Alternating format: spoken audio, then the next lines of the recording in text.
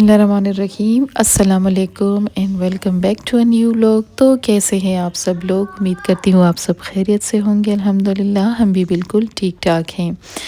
तो जैसा कि आप देख सकते हैं कि यहाँ पर मैं अपने बच्चों को एडमिशन के लिए लेके गई थी। और इससे पिछले व्लॉग में आप लोगों ने देखा होगा कि इन्होंने मुझे टेस्ट के लिए डेट दी थी कि बच्चों का टेस्ट होगा। तो मैं उस दिन बच्चों को लेके आई और यहाँ पर मेरे बच्चों का इस टाइम टेस्ट हो रहा था।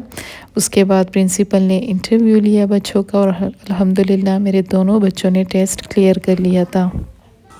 तो इसके बाद मैं अपनी दूसरी बेटी का मैंने दूसरी जगह पे एडमिशन करना था, वहाँ पे गई तो उन्होंने टेस्ट लेने की डेट चेंज की थी। उन्होंने कहा था 25 को आप लोग आइएगा।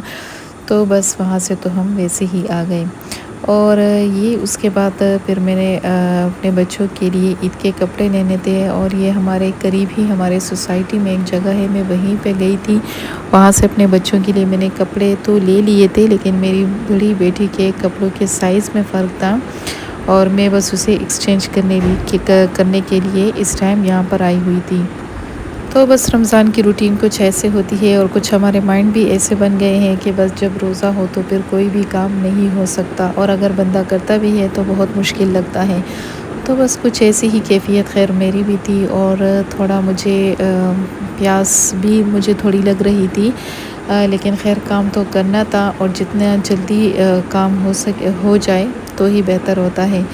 तो बस मैं यहाँ पे आ गई और मेरी बेटी ने यहाँ पे काफ़ी सारे कपड़े देखे, लेकिन उसे कुछ भी पसंद नहीं आया। वैसे तो उसने कहा था कि मैं अपना ये ड्रेस जो है चेंज करूँगी।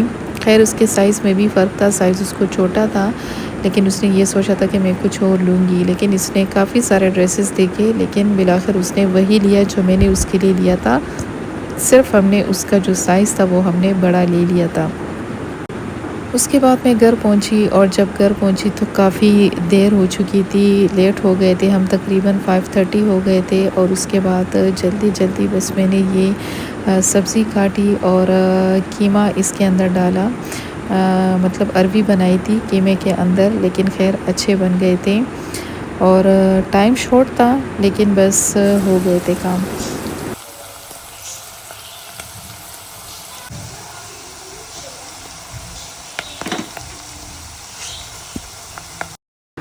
तो बस यहाँ पे अरबी और कीमे के अंदर कुछ बेसिक जो स्पाइसेस होते हैं बस वही मैं ऐड कर रही थी इस टाइम। मतलब कि जो हल्दी पाउडर होता है, ज़ीरा पाउडर, खुश्क धनिया, नमक, बस यही चीज़ें मैं डालती हूँ क्योंकि हम बहुत ज़्यादा स्पाइसी चीज़ें नहीं खा सकते। तो बस वो सारे मसाले मैंने इसमें ऐड कर दिए थे और बस उसके बाद फिर मैंने अच्छे तरीके से मसालों को भूना। फिर इसमें मैंने ये अरबी जो है शामिल कर लिया था और थोड़ा सा मैंने इसमें अचार गोश्त का मसाला भी ऐड किया था, लेकिन बहुत ही कम क्वांटिटी में ताकि इसका टेस्ट आ जाए, और अदरक लहसुन का पेस्ट भी ऐड किया था। उसके बाद फिर मैंने राइस बनाने थे और उसके लिए भी मैंने जल्दी जल्दी सारे जो जितने भी वेजिटेबल्स मैंने इसमें ऐड करने थे वो काट दिए थे। तो बच्चे उसके बाद मैंने चावल भी बनाए थे, पुलाव बनाया था क्योंकि मेरे बच्चों को बहुत ज़्यादा पसंद है। तो बस मैंने सोचा कि चले ठीक है बना लेते हैं। और ये था कि मैंने जल्दी जल्दी से जब चीज़ें कट हो जाती हैं, मतलब कि वेजिटेबल्स वगैरह कट हुई हो तो फिर तो बनाना आसान होता है। तो बस यहाँ पे मैंने तकरीबन चूल्हे की जो रफ़्तार थी उसको भी मैंने काफ़ी तेज़ रखा था क्योंकि मैं यही सोच रही थी कि कहीं ऐसा ना हो कि काम पूरे ना हुए हो और जो है अज़ान हो जाए, रोज़ा खोलने का वक्त आ जाए। खैर फिर अल्हम्दुलिल्लाह टाइम से सब कुछ हो गया था, बस एक 2-3 मिनट पहले ही काम ख़त्म हो गए थे, लेकिन बस हो गया था।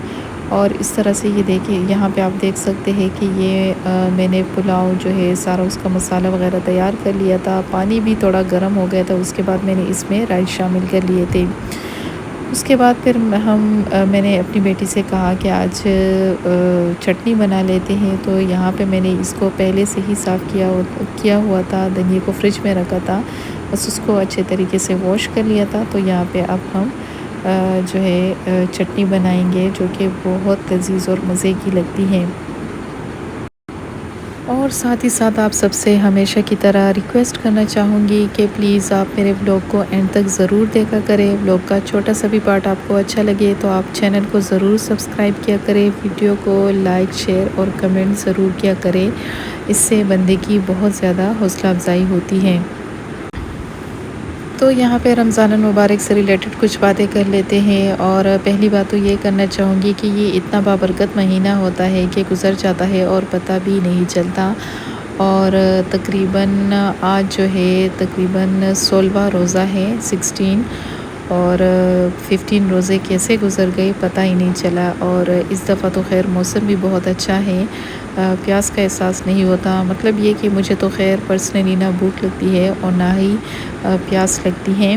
हालांकि आराम भी इतना नहीं होता, ड्यूटी भी सख्त है, लेकिन अल्हम्दुलिल्लाह बस ये है कि रोज़े की अपनी बरकतें होती है। तो अल्लाह पाक हर किसी को जो है हिम्मत दे कि वो अपने रोज़े भरपूर तरीके से रखें। और यहाँ पे आप लोग देख सकते हैं ये है हमारी जो है चटपट और जल्दी से बनने वाली अफ्तारी। और बस ये था कि मेरे लिए तो ये सब कुछ अकेले करना मुश्किल था। अगर मेरी बेटी की हेल्प ना होती तो बस मेरी बेटी बहुत ज़्यादा हेल्प कर लेती हैं। तो जी ये था मेरा आज का vlog. Thank you so much.